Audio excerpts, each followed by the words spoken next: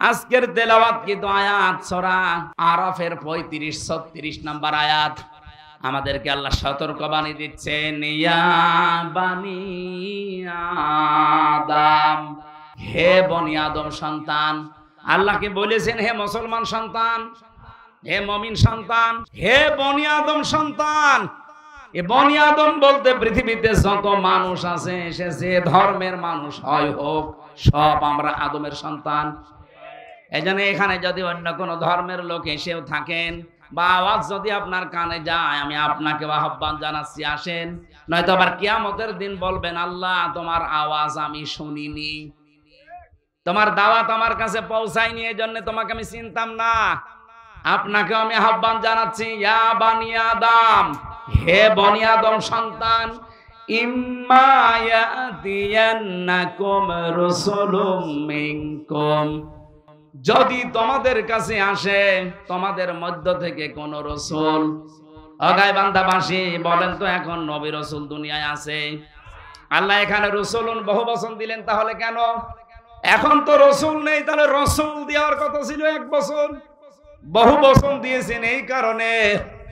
নবী রাসূল হয়তো এখন নেই আর আশা কিয়ামত পর্যন্ত সম্ভাবনা, কিন্তু কিয়ামত পর্যন্ত বিশ্ব নবী যারা আল্লাহর নবীর উত্তরাধিকারী নায়েবে রাসূল আসবে, তারা কারা? আলেমরা। বলেন বলেন। নবীজি বলেন, আল উলামা ওয়ারাসাতুল আম্বিয়া, আলেমরা আমার নবীর উত্তরাধিকারী ওয়ারিস। নবীজি যা করতেন আলেম বলে দাবি করলে তারে ওই কাজই করা লাগবে। আপনার বিবেকের কাছে আমার প্রশ্ন, গাইবান্ধাবাসী, এটা ইসলামের ঘাঁটি আমি জানি। সারা বাংলাদেশের ভেতরে দুইটা জায়গা ইসলামের ঘাঁটি বলা হয়, এটা গাইবান্ধা আর ওদিকে সাতক্ষীরা। কথা বলছেন না কেন? আপনাদের কাছে একটা ডিপলি কথা না বললে আপনারা বুঝবেন, তারপরও বলছে যে আলেম নবীর উত্তরাধিকারী। নবীজি সারা জীবন আল্লাহর আইনের পক্ষে কাজ করে, অথচ আপনি আলেম নাম নিয়ে মানুষের তৈরি করা আইনের পক্ষে কাজ করেন। আপনি আলেম না জালেম? এরকম জালেম দেশে নেই। কথা বলছেন আমার? এগুলো টাটকা নির্ভেজাল জালেম। হ্যাঁ, আপনাকে আল্লাহ এই দিন প্রচারের কাজে, দিন কায়েমের কাজে লাগায় না কেন? তারও কারণ আছে। আল্লাহু ইয়াজতাবি ইলাইহি মাইয়াশা ওয়া ইয়াহদি ইলাইহি মাইয়ুনিব। সূরা শুরার 13 নম্বর আয়াতের শেষের দিকে আছে, আল্লাহ পাক বলেন, আমি যাকে পছন্দ করি, নির্বাচিত করি, মনোনীত করি, আমি আল্লাহ যাকে ভালোবাসি এই মানুষটাকে ওয়াহদি ইলাইহি মাইয়ুনিব, তাকে দেখাই যেই লোকটা আমি আল্লাহর দিকে মন থেকে ফিরে আসতে চাই, তাকে আমি আল্লাহ আমার দিন কায়েমের কাজে লাগাই। সুতরাং দিন কায়েমের জন্য আপনাকে মনোনীত হওয়া লাগবে, নির্বাচিত হওয়া লাগবে, আর নির্বাচিত আল্লাহর কাছে হতে হলে ফিরে আসা লাগবে আল্লাহর দিকে। হয়তো আপনি এখন ওইভাবে ফিরে আসেননি মন থেকে, এই জন্য আপনার মতো আলেমকেও আল্লাহ দিন কায়েমের কাজে লাগায়নি। যারা আলেম আছে তাদেরকে বলছি, বলেন তো আমি কি আয়াত ভুল বললাম? এই আয়াতের আগের শব্দটার দিকে তাকালে আরো আশ্চর্য হয়। কাবুরা আলাল মুশরিকিনা মা তাদউহুম ইলাইহি। হে নবী, আপনি যেদিকে মানুষকে ডাকেন দিন কায়েম করো জমিনে, এটা শুনলে সবচাইতে বেশি মন খারাপ হবে, রাগ হবে মুশরিকদের। কাদের? আমরা তো দিন কায়েমের কথাই বলি নাকি আমার বাবার আইনের কথা বলি?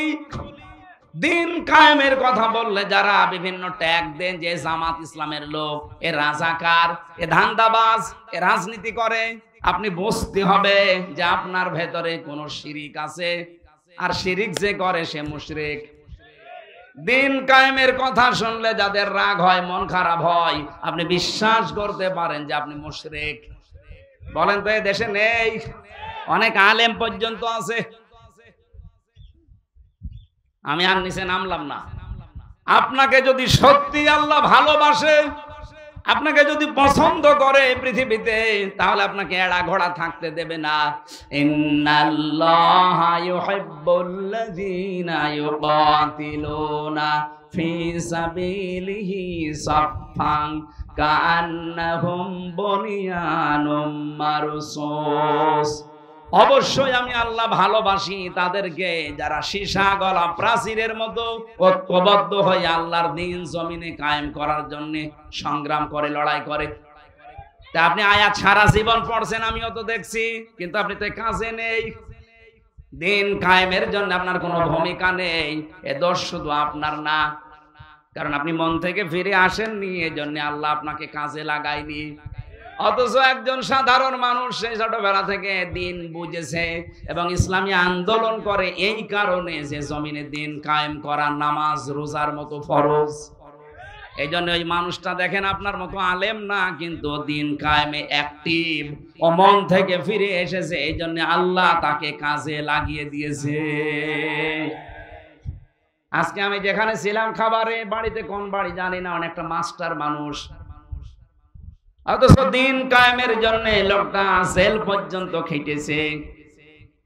কত আলেম দেখলাম 15.5 বছরে বাতিলের 5 আটা গোলামি করে জীবন যাপন করেছে। আমি কি বেশি বললাম? আপনাকে আল্লাহ মনোনীত করেনি, কারণ আপনার মন নেই। আর দিন কায়েমের কথা, আল্লাহর বিধান কায়েমের কথা বললে যদি রাগ হয় আপনার মনে, মনে খারাপ হয়, আপনি ধরে নেবেন যে আপনার দ্বারা কোনো না কোনো শিরিক হচ্ছে, আর শিরিক হলে আপনি মুশরিক। আপনার কাছে জীবনেও দিন কায়েমের কথা ভালো লাগবে না।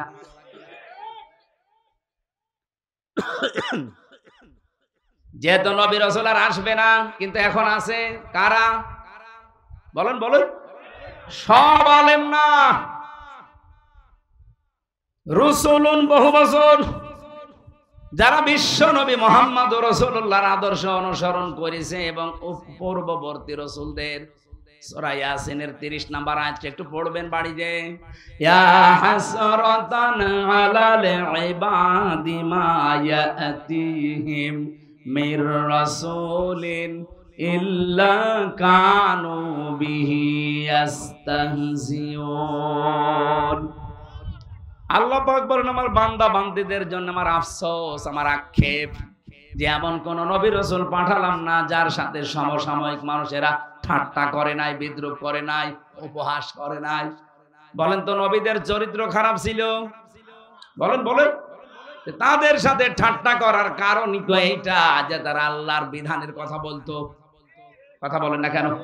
সুতরাং আজও যদি কেউ আল্লাহর বিধান কায়েমের কথা বলে, বুঝবেন সেই নবীওয়ালা কাজ করছে।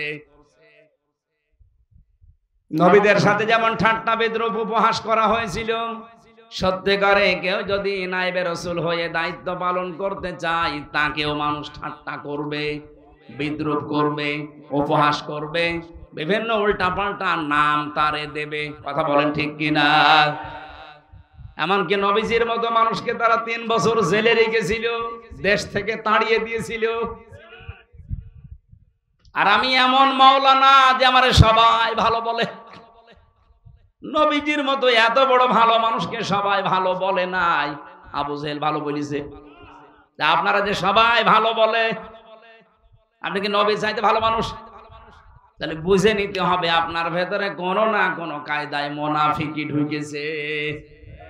ইহুদিরা তো আপনাকে ভালো বলার কথা না, খ্রিস্টানরা আপনাকে ভালো বলার কথা না, মুশরিকরা আপনাকে ভালো বলার কথা না। তারা তো সব সময় আপনার পেছনে লেগে থাকার কথা। তারাও দেখে না, বলে হুজুর খুব ভালো। আপনি কি রাগ করলেন? আল্লাহ এখানে দিয়েছে রসুলুম মিনকুম, তোমাদের ভেতর থেকে রসুল আসবে। যেহেতু এখন নবী রসুল আর নেই, সুতরাং বিশ্ব নবীর নায়েব তারা, যারা তাদের এলেম অনুযায়ী নবীদের মতো রসুলদের মতো কাজ করছে। কি করেছে তারা? ইয়াকুসুনা আলাইকুম আয়াতি, এই মানুষগুলো আল্লাহর আয়াত বর্ণনা করতো, আল্লাহর আয়াতগুলো তেলাওয়াত করে মানুষদেরকে শোনাতো, বর্ণনা করে করে। ফামানিত্তাকা ওয়া আসলাহা, যে ব্যক্তি নবী রাসূলদের কাছে এই কাহিনী শোনার পর আল্লাহর কিতাবের কথাগুলো শোনার পরে নিজেদেরকে আল্লাহর ভয়ে ভীত বানাবে, তার মানে মুত্তাকি হবে এবং নিজেদেরকে সংশোধন করে নেবে। ফালা খাউফুন আলাইহিম, তাদের কোনো ভয় নেই। ওয়ালা হুম ইয়াহজানুন, কোনো চিন্তাও নেই। গায়বান্ধা ভাষায় আমি নিজের থেকে বলছি না, সব কোরআন থেকে কোট করা। সুতরাং এই মুহূর্তে যে বিষয়টা আসতেছে সামনে, আমরা তো নবী রাসূলদের দায়িত্ব যেভাবে পালন করা 100 ভাগ পারবো না, যতটুকু পারছি চেষ্টা করছি। আল্লাহর কোরআনের তেলাওয়াতকৃত আয়াতগুলো পড়ে পড়ে ব্যাখ্যা করলে আপনি নিজেকে সংশোধন করে নিন। কোরআনে কারিমে রব্বুল আলামিন বলেন, এই পৃথিবীতে রবিউল আউয়াল মাসে নবীজিকে পাঠিয়েছিলাম, এই মাসেই তাকে আমি আল্লাহ তুলে নিয়েছিলাম। বিশাল একটা মিশন আর ভীষণ তার জীবনে ছিল। ওয়াল্লাযী আরসালা রাসূলাহু বিল হুদা ওয়া দীনিল হক লিইয়ুযহিরাহু আলাদ দীনি কুল্লিহি ওয়ালাউ কারিহাল মুশরিকুন। তিনি সে আল্লাহ যিনি তার রাসূলকে পৃথিবীতে তিনি হক দিয়ে সত্য বিধান দিয়ে পাঠিয়েছেন। এই আয়াত দ্বারা বোঝা যায় পৃথিবীতে যত নিয়ম নীতি যত ধর্ম আছে সবগুলো বানোয়াট, ইসলাম বাদে। এটা আবেগ দিয়ে না, এটা বিবেক দিয়েই বলছে। অন্য ধর্মের যেহেতু রেকর্ড হচ্ছে, বহু মানুষের কানে এটা পৌঁছাবে। চ্যালেঞ্জ দিয়েছি, দুনিয়াতে ইসলাম বাদ দিয়ে কোনো ধর্ম নেই, সবগুলো ফোকাস মার্কা, সব বানানো। আপনি বলেন নিজের হাতে বানিয়ে নিজের হাতে আবার ভেঙে ফেলেন, একটা ধর্ম হলো। একটু যদি কারো বিবেকে কাজ করে, আমার মনে হয় পৃথিবীতে ইসলাম ছাড়া সে অন্য কোনো ধর্ম মানতেই পারে না। সেদিন যশোরের এক অধ্যাপক কলেজের, মানে বিসিএস ক্যাডার, ওনারে বলেছিলাম যে স্যার আপনি একটা হিন্দু মানুষ, আমার যে মুসলিম ধর্ম কোরআনে কারিম আছে, আপনাকে আমি মুসলমান হতে বলি না, কিন্তু আমার কোরআন আপনি একটু পড়বেন। ওনার আমি ইংরেজি এই ভার্সনটা দিয়ে বলেছিলাম যে মাত্র একবার বুঝে বুঝে শেষ করবেন। আপনি তো আর আরবি পড়তে পারেন না, আর আপনি বিসিএস ক্যাডার, আপনি ইংরেজিতে পড়েন। 3 মাস পরে দেখি আল্লাহরে বান্দা নিজের থেকেই মুসলমান হয়ে গেছে। এজন্য পৃথিবীর যে কোনো ধর্মের মানুষেরা আমাদের চ্যালেঞ্জ। আপনি খুব কম দেখবেন মুসলমান থেকে অন্য ধর্ম গ্রহণ করে, খুব কম, 2-1টা। কিন্তু অন্য ধর্ম থেকে প্রতিনিয়ত মুসলমান হচ্ছে 1টা 2টা না, হাজার হাজার। গত পরশুদিন আমি কুষ্টিয়া ছিলাম, আজকে রবিবার না, শুক্রবারে কুষ্টিয়াতে সবচাইতে বড় মন্দির আমার পাশের ইউনিয়নে, ওখানকার সভাপতি যিনি, আমি দেখতে গিয়েছিলাম পূজা মণ্ডপটা। ওখানকার যে সমস্ত দায়িত্বশীল মানুষদের সাথে কথা বললাম, 100 ঘর হিন্দু তারা আছে, তারা এক বাক্যে এবার বলেছে আমরা ইসলামকে এই দেশে চাই।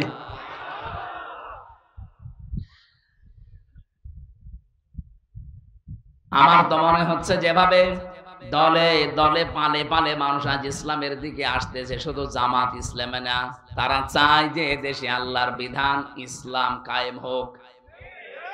আপনি আগস্টের 5 তারিখের আগে 2024-এর একটা রিপোর্ট দেখবেন, মাত্র 100 জনের 15 জন মানুষ বলতো যে আমরা এই দেশে ইসলাম চাই।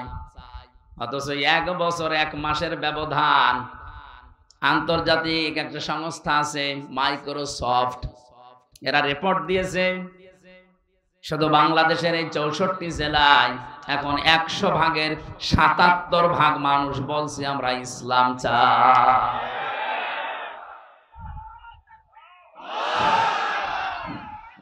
কথা শোনো, এই যে রিপোর্ট যারা দিয়েছে এরা কি মুসলমান? খ্রিস্টান। ওরা আমাদের জাত শত্রু, অথচ কি রিপোর্ট দিয়েছে। তার মানে এখান থেকে বোঝা যাচ্ছে এই দেশে এখন একটা জোয়ার অলরেডি এসে গেছে, আর জোয়ার যদি আসে কিছু না কিছু তৈরি করে যায়।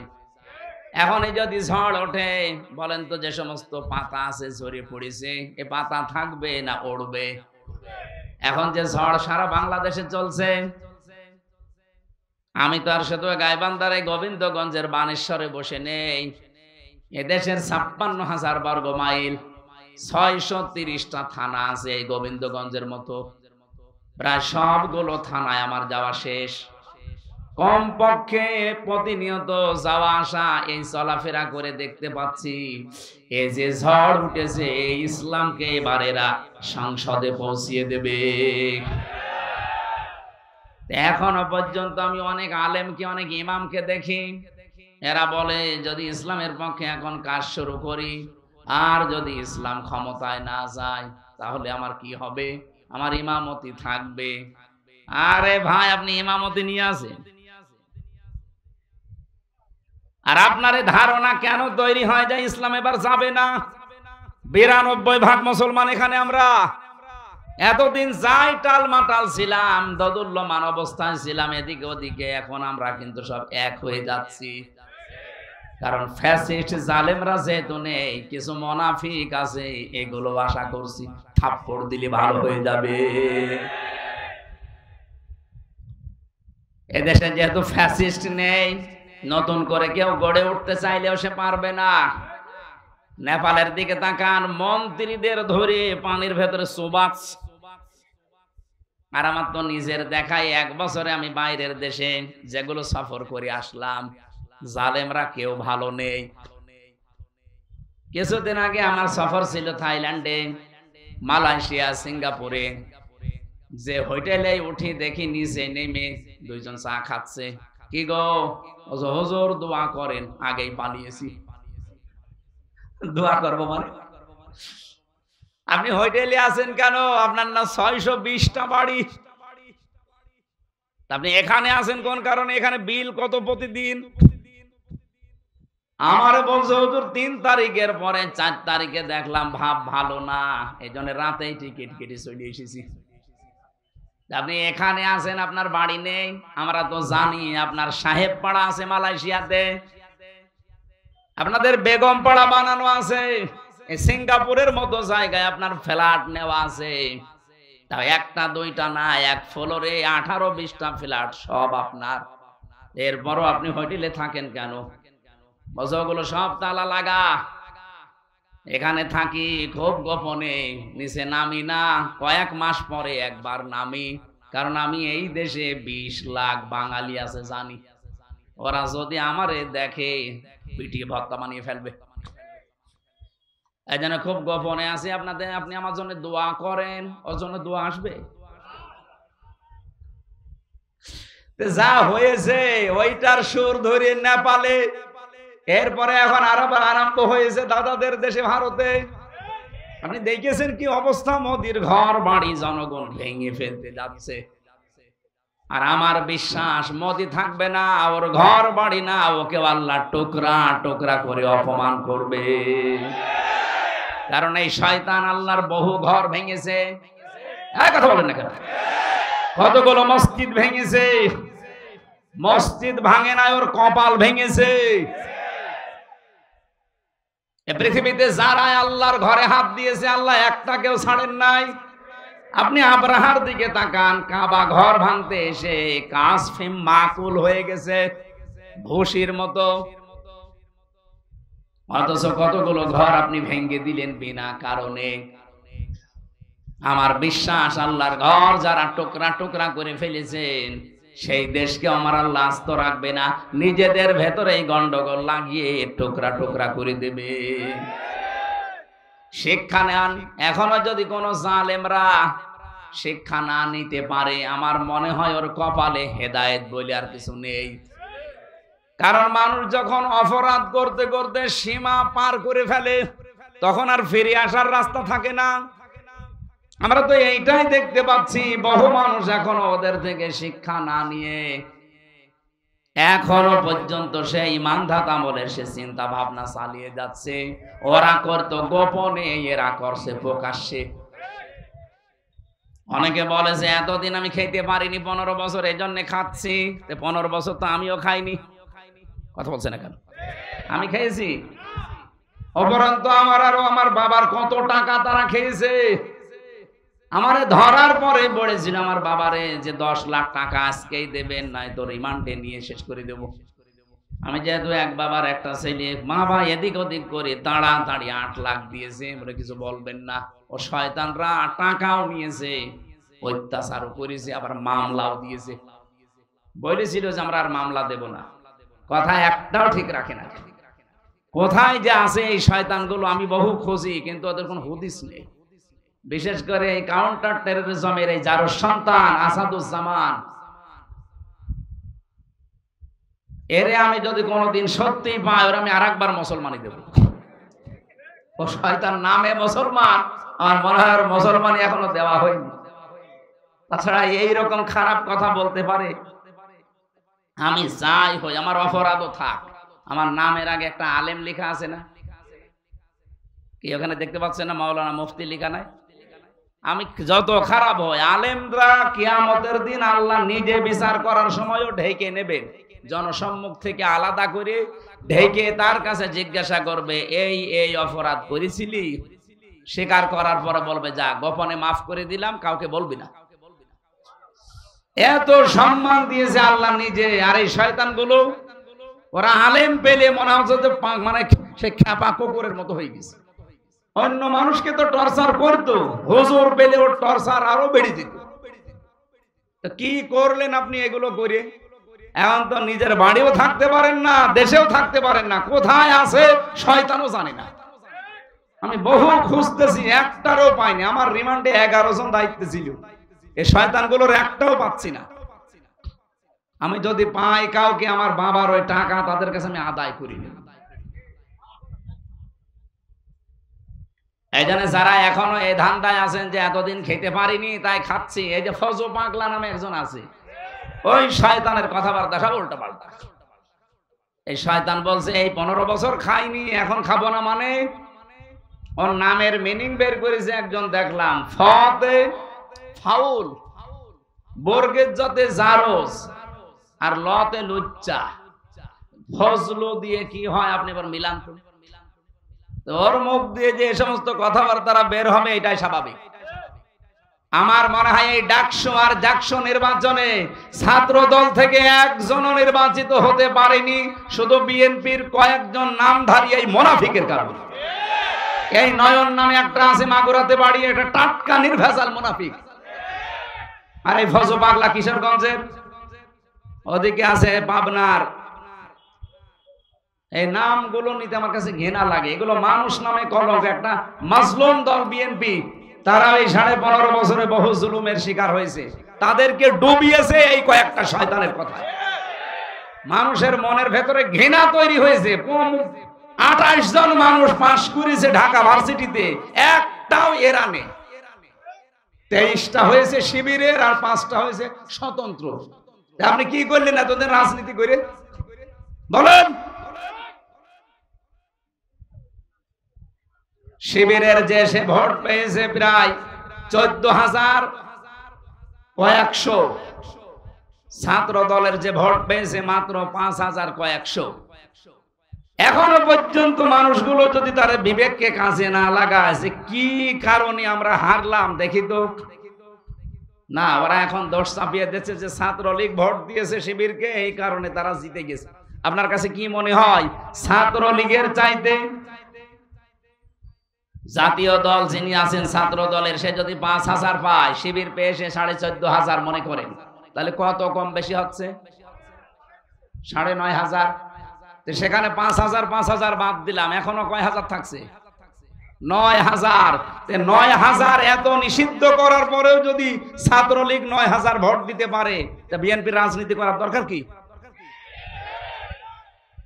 তাদেরকে ডোবাতে, এই দেশ থেকে বিদায় করার জন্য একটা সূক্ষ্ম ষড়যন্ত্র চলছে। আমার সাথে তারেক জিয়া সাহেবের পিএস, তার বন্ধু গিয়াসউদ্দিন মামুন, সব এক জায়গায় ছিলাম আমরা 3 বছর। এই যে বাবর সাহেব স্বরাষ্ট্র প্রতিমন্ত্রী ছিল, বাইরে আমরা ফতোয়াবাজি করি, এ দল ও দলকে দেখতে পারি না, রাজাকারে ট্র্যাক দেয়। আর জালেমরা এই 15.5 বছরে আমাদের সব এক জায়গায় রেখে তালা মেরে রেখেছে। থাক, এরপরও যদি আপনার হোশ না ফেরে, আগামীতে রাক্ষস চক্ষু আসতেছে, আপনি কিন্তু সে কি মারা খাবেন বলে যেন, আমি বাংলায় বললাম না, এইটা আসতেছে আপনার কপালে। এই জন্য সাবধান। আপনাদের পাশের জেলা বগুড়া শহীদ জিয়াউর রহমান, আল্লাহ তাকে জান্নাতের ফেরদাউস নসিব করেন। সেই লোকটা ভালো ছিল, কিন্তু তার আদর্শের উপরে এখন বিএনপির রাজনীতি আর চলে না। এরা সব এখন দাদাদের গোলাম হয়ে দাঁড়িয়েছে। দাদারা যা বলে এরা তাই করে। পিটানি এরা আসলে ভালোভাবে খায়নি তো। বাবর মিয়ারে জিজ্ঞাসা করেন গিয়ে, কি পিটানো পিটিয়েছে বাবর। 17 বছর লোকটা জেলে ছিল, 17 বছর। মাঝে মাঝে আমার বলতো, হামজা মনে হয় যে আমি ফাঁসি দিয়ে মরে যাই। কেন? মানুষ এভাবে থাকতে পারে? গিয়াসউদ্দিন মামুন ভাইও 17 বছর ছিল। কি অবস্থায় রেখেছিল জেলের ভেতরে এই বিরোধী দলের লোকজনকে আপনি জানেন? মনে আছে যে আমাদের এক একটা দিন 1 বছরের চাইতে কঠিন মনে হতো। এখন যদি আমাদের এই দেশে আমরা যারা ওই 14 দল বাদ দিয়ে আছি, তারা যদি কামড়া কামড়ে আরম্ভ করি এই দাদাদের ইশারায়, দেখবেন আবার জালেমরা কিন্তু ভর করবে।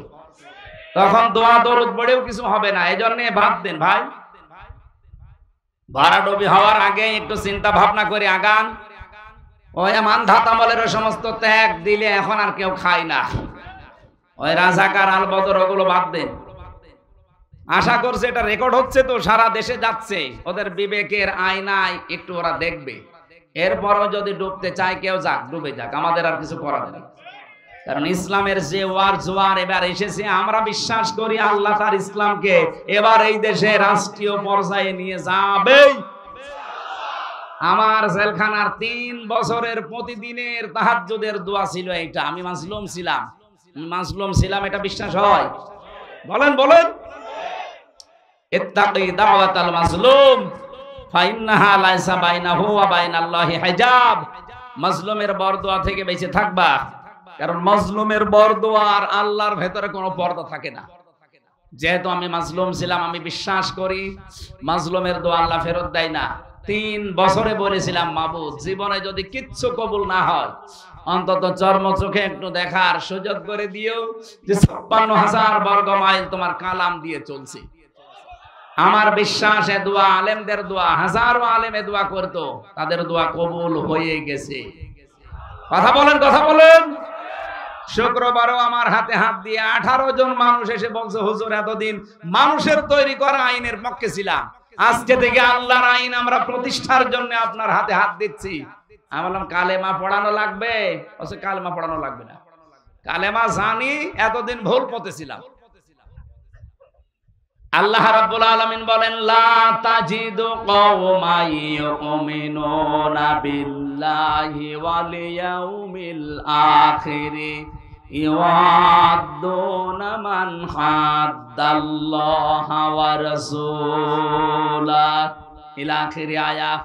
সূরা মুজাদালার শেষের দিকে আছে, হে নবী আপনি এমন কোন জাতি, কোন ব্যক্তিকে দেখতেই পাবেন না যারা আল্লাহ এবং আখিরাতে বিশ্বাস করে। এই মানুষগুলোকে আপনি দেখতেই পাবেন না যারা আল্লাহ বিরোধী, তাদেরকে তারা ভালোবাসে, মহব্বত করে। এখন কিন্তু সময় বাংলাদেশে অলরেডি এইটা চলছে। হয় আপনি আল্লাহর দলে থাকবেন, নাই শয়তানের দলে, মাঝখানে কোনো দল নেই। এই কথা বলেন না কেন? হয় আল্লাহর আইনের পক্ষে থাকা লাগবে, না আল্লাহর আইনের বিপক্ষে থাকা লাগবে। এদেশে যারা আল্লাহর আইন কায়েম করতে চায়, সে যারাই হোক, আমি আল্লাহর আইনের পক্ষে আছি। যারা আল্লাহর আইনকে বিশ্বাস করে না, এই জমিনে অন্য কোন মানুষের তৈরি আইন প্রতিষ্ঠা করতে চায়, সে আমার বাবা হলেও আমি তারে মানি না। এই জন্য দল এখন বাংলাদেশে 2টা, হয় আল্লাহর দল, না শয়তানের দল, সে যে নামে আসুক। এখন আপনার বিবেকে কি বলে আপনি দেখেন কোন দলে থাকবেন।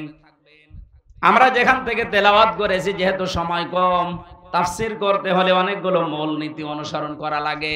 তার ভেতরে অন্যতম হচ্ছে যে আয়াত থেকে কথা বলা হয়, ওই আয়াতের আগের আয়াত পরের আয়াতের সাথে সম্পর্ক কি।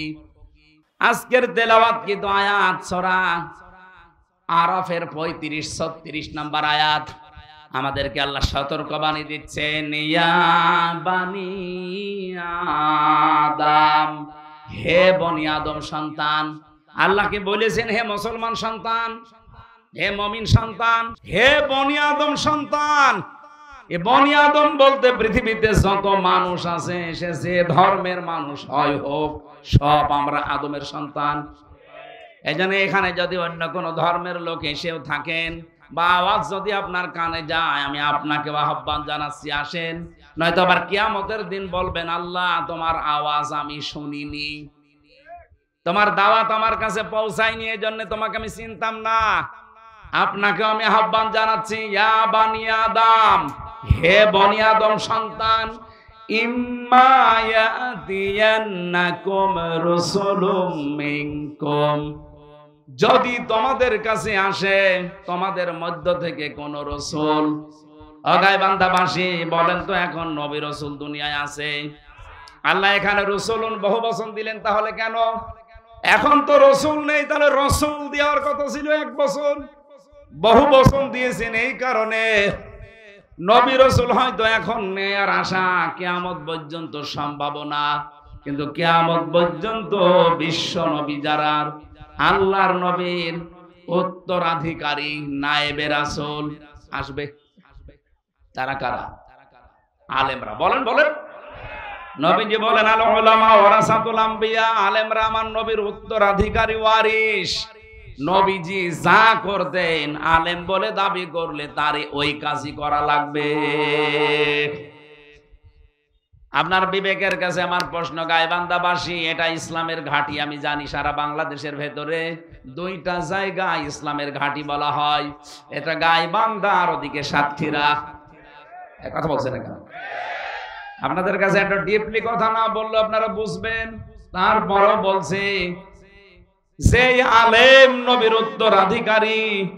নবীজি সারা জীবন আল্লাহর আইনের পক্ষে কাজ করে, অথচ আপনি আলেম নাম নিয়ে মানুষের তৈরি করা আইনের পক্ষে কাজ করেন। আপনি আলেম না জালেম?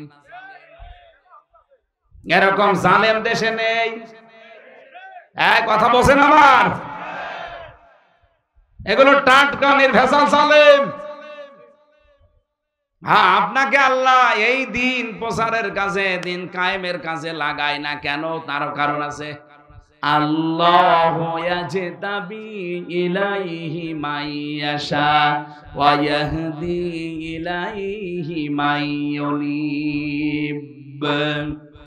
সূরা শুরার 13 নম্বর আয়াতের শেষের দিকে আছে, আল্লাহ পাক বলেন, আমি যাকে পছন্দ করি, নির্বাচিত করি, মনোনীত করি, আমি আল্লাহ যাকে ভালোবাসি এই মানুষটাকে ওয়াহদি ইলাইহি মাইয়ুনিব, তাকে দেখাই যেই লোকটা আমি আল্লাহর দিকে মন থেকে ফিরে আসতে চাই, তাকে আমি আল্লাহ আমার দিন কায়েমের কাজে লাগাই। সুতরাং দিন কায়েমের জন্য আপনাকে মনোনীত হওয়া লাগবে, নির্বাচিত হওয়া লাগবে, আর নির্বাচিত আল্লাহর কাছে হতে হলে ফিরে আসা লাগবে আল্লাহর দিকে। হয়তো আপনি এখন ওইভাবে ফিরে আসেননি মন থেকে, এই জন্য আপনার মতো আলেমকেও আল্লাহ দিন কায়েমের কাজে লাগায়নি। যারা আলেম আছে তাদেরকে বলছি, বলেন তো আমি কি আয়াত ভুল বললাম? এই আয়াতের আগের শব্দটার দিকে তাকালে আরো আশ্চর্য হয়। কাবুরা আলাল মুশরিকিনা মা তাদউহুম ইলাইহি। হে নবী, আপনি যেদিকে মানুষকে ডাকেন দিন কায়েম করো জমিনে, এটা শুনলে সবচাইতে বেশি মন খারাপ হবে, রাগ হবে মুশরিকদের। কাদের? আমরা তো দিন কায়েমের কথাই বলি নাকি আমার বাবার আইনের কথা বলি? দিন কায়েমের কথা বললে যারা বিভিন্ন ট্যাগ দেন যে জামাত ইসলামের লোক, এ রাজাকার, এ ধান্দাবাজ, এ রাজনীতি করে, আপনি বুঝতে হবে যে আপনার ভেতরে কোন শিরিক আছে, আর শিরিক যে করে সে মুশরিক। দিন কায়েমের কথা শুনলে যাদের রাগ হয়, মন খারাপ হয়, আপনি বিশ্বাস করতে পারেন যে আপনি মুশরিক। বলেন তো এই দেশে নেই? অনেক আলেম পর্যন্ত আছে। আমি আর নিচে নামলাম না। আপনাকে যদি সত্যি আল্লাহ ভালোবাসে, আপনাকে যদি পছন্দ করে পৃথিবীতে, তাহলে আপনাকে এড়া ঘোড়া থাকতে দেবে না। ইন্নাল্লাহা ইউহিব্বুল্লাযীনা ইউকাতিলুনা ফি সাবিলিহি সাফফান কাআন্নাহুম বুনিয়ানুম মারসুস। অবশ্যই আমি আল্লাহ ভালোবাসি তাদেরকে যারা সীসা গলা প্রাচীরের মতো ঐক্যবদ্ধ হয়ে আল্লাহর দ্বীন জমিনে কায়েম করার জন্য সংগ্রাম করে, লড়াই করে। তা আপনি আয়াত সারা জীবন পড়ছেন, আমিও তো দেখছি, কিন্তু আপনি তো কাজে নেই। দিন কায়েমের জন্য আপনার কোনো ভূমিকা নেই। এ দোষ শুধু আপনার না, কারণ আপনি মন থেকে ফিরে আসেননি, এজন্য আল্লাহ আপনাকে কাজে লাগায়নি। অথচ একজন সাধারণ মানুষ সেই ছোটবেলা থেকে দিন বুঝেছে এবং ইসলামী আন্দোলন করে এই কারণে যে জমিনে দিন কায়েম করা নামাজ রোজার মতো ফরজ। এই জন্য ওই মানুষটা দেখেন আপনার মতো আলেম না, কিন্তু দিন কায়েমে অ্যাক্টিভ, ও মন থেকে ফিরে এসেছে, এই জন্য আল্লাহ তাকে কাজে লাগিয়ে দিয়েছে। আজকে আমি যেখানে ছিলাম খাবারে বাড়িতে, কোন বাড়ি জানি না, অনেকটা মাস্টার মানুষ, অথচ দিন কায়েমের জন্য লোকটা জেল পর্যন্ত খেটেছে। কত আলেম দেখলাম এই 15.5 বছরে বাতিলের 5 আটা গোলামি করে জীবন যাপন করেছে। আমি কি বেশি বললাম? আপনাকে আল্লাহ মনোনীত করেনি কারণ আপনার মন নেই। আর দিন কায়েমের কথা, আল্লাহর বিধান কায়েমের কথা বললে যদি রাগ হয় আপনার মনে, মনে খারাপ হয়, আপনি ধরে নেবেন যে আপনার দ্বারা কোনো না কোনো শিরিক হচ্ছে, আর শিরিক হলে আপনি মুশরিক। আপনার কাছে জীবনেও দিন কায়েমের কথা ভালো লাগবে না।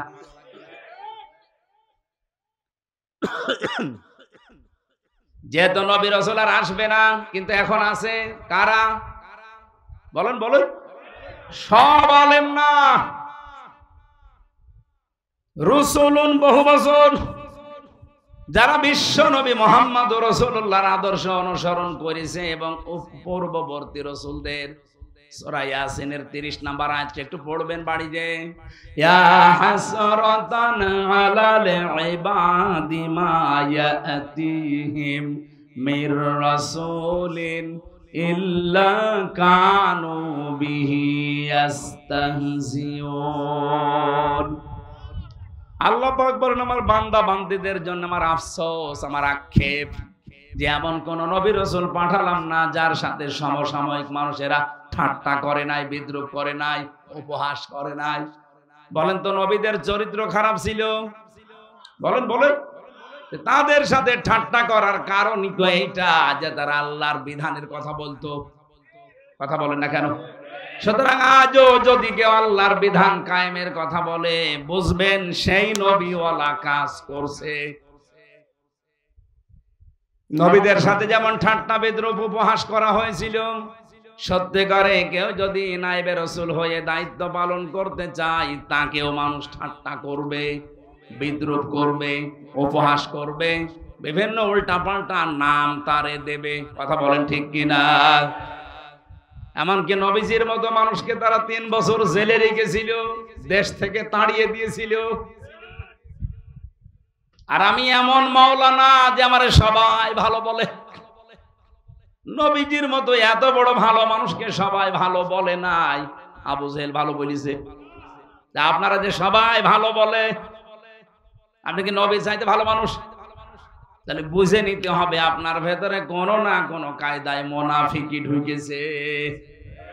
ইহুদিরা তো আপনাকে ভালো বলার কথা না, খ্রিস্টানরা আপনাকে ভালো বলার কথা না, মুশরিকরা আপনাকে ভালো বলার কথা না। তারা তো সব সময় আপনার পেছনে লেগে থাকার কথা। তারাও দেখে না, বলে হুজুর খুব ভালো। আপনি কি রাগ করলেন? আল্লাহ এখানে দিয়েছে রসুলুম মিনকুম, তোমাদের ভেতর থেকে রসুল আসবে। যেহেতু এখন নবী রসুল আর নেই, সুতরাং বিশ্ব নবীর নায়েব তারা, যারা তাদের এলেম অনুযায়ী নবীদের মতো রসুলদের মতো কাজ করছে। কি করেছে তারা? ইয়াকুসুনা আলাইকুম আয়াতি, এই মানুষগুলো আল্লাহর আয়াত বর্ণনা করতো, আল্লাহর আয়াতগুলো তেলাওয়াত করে মানুষদেরকে শোনাতো, বর্ণনা করে করে। ফামানিত্তাকা ওয়া আসলাহা, যে ব্যক্তি নবী রাসূলদের কাছে এই কাহিনী শোনার পর, আল্লাহর কিতাবের কথাগুলো শোনার পরে নিজেদেরকে আল্লাহর ভয়ে ভীত বানাবে, তার মানে মুত্তাকি হবে এবং নিজেদেরকে সংশোধন করে নেবে। ফালা খাউফুন আলাইহিম, তাদের কোনো ভয় নেই, ওয়ালা হুম ইয়াহজানুন, কোনো চিন্তাও নেই। গায়বান্ধা বাসে আমি নিজের থেকে বলছি না, সব কোরআন থেকে কোট করা। সুতরাং এই মুহূর্তে যে বিষয়টা আসতেছে সামনে,